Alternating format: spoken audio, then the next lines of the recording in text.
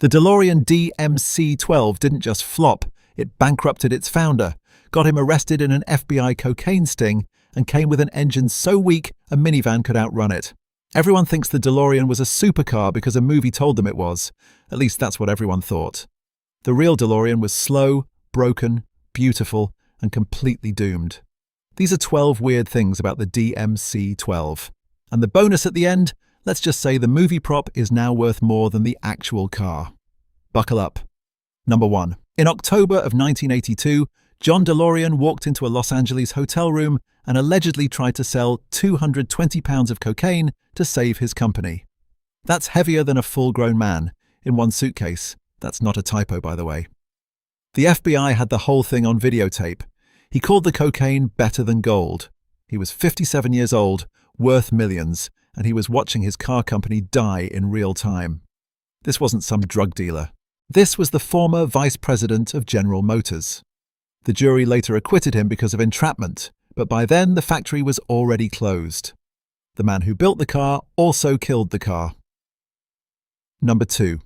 The DMC-12 has a stainless steel body, and that sounds absolutely incredible until you try to own one. You cannot wax it. You cannot polish it the way you polish a normal car.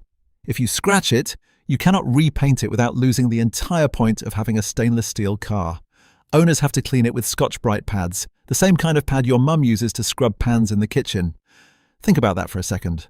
A car worth tens of thousands of dollars, and the official cleaning tool is basically a dish sponge. And no, I'm not making that up. Number 3. John DeLorean originally wanted the entire body of the car to be made from plastic, not fiberglass, actual plastic. The plan was to injection mold huge body panels the way Lego bricks are made, just enormous. The engineers at Lotus looked at this idea and basically said absolutely not. They completely scrapped the plastic plan.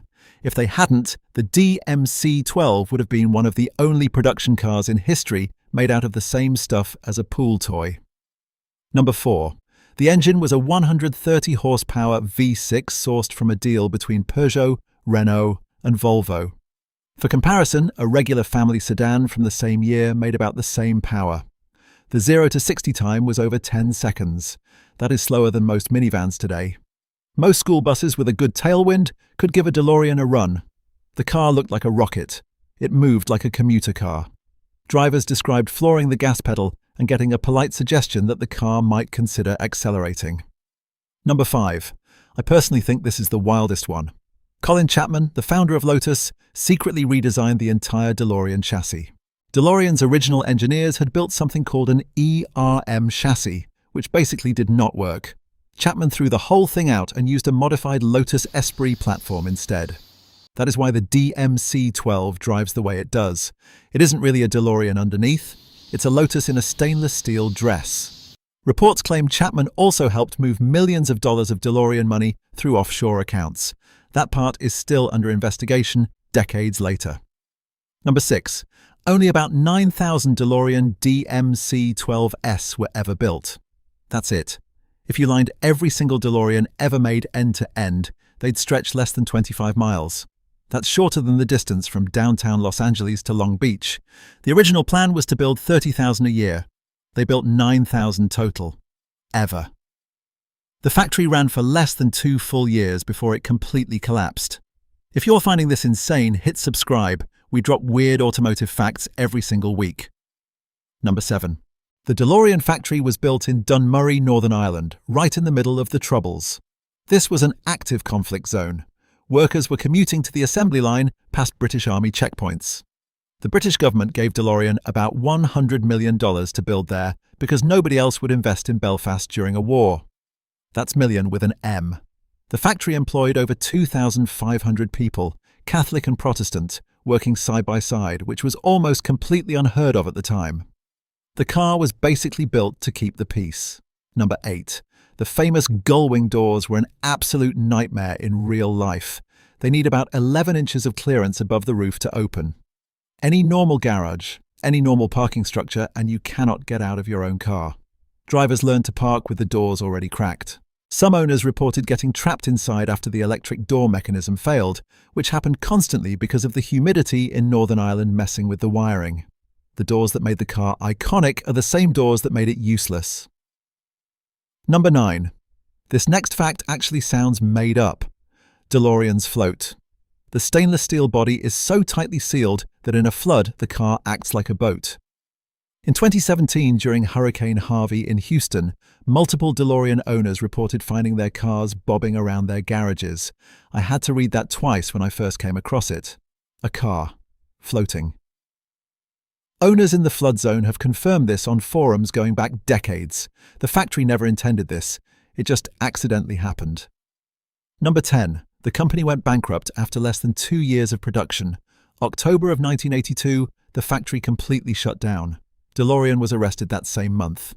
The timing wasn't a coincidence. He was trying absolutely anything to keep the money flowing. By the time he was acquitted in 1984, the factory was stripped, the tooling was sold, and the unsold cars were warehoused. Thousands of brand new DeLoreans sat in storage in Ohio for years before being sold off one by one. Number 11. A Texas mechanic named Stephen Wynn bought what was left of the DeLorean Motor Company in 1995. He had about $4 million worth of original factory parts sitting in a warehouse outside Houston. He registered the DeLorean name, the logo, the complete rights. Today, from that facility in Texas, Wynn and his team still service every DeLorean on the road. They have enough parts to build brand new DeLoreans from scratch, and in 2022, they announced plans to do exactly that. Number 12. Back to the Future came out in July of 1985. By that point, the DeLorean factory had been closed for almost 3 full years. John DeLorean had been acquitted, but bankrupted. Universal Pictures originally wanted the time machine to be a refrigerator. Robert Zemeckis changed it to a DeLorean specifically because the stainless steel body looked futuristic. That movie accidentally turned a failed car into one of the most recognizable vehicles in film history. The DeLorean was already dead when it became famous. Bonus. The original Hero Flux capacitor, prop from Back to the Future, sold at auction in 2011 for $574,000. That is more than 20 times what a mint-condition DeLorean DMC-12 costs today. The fake part is worth more than the real car. That's the kind of number that makes accountants cry. From the drug bust to the floating stainless steel body, the DeLorean proved that sometimes the most famous failures become the most beloved machines. A car that couldn't outrun a school bus ended up outrunning history itself. If you learned something absolutely insane today that blew your doors off, smash that like button and subscribe for more facts that'll take your automotive knowledge into overdrive.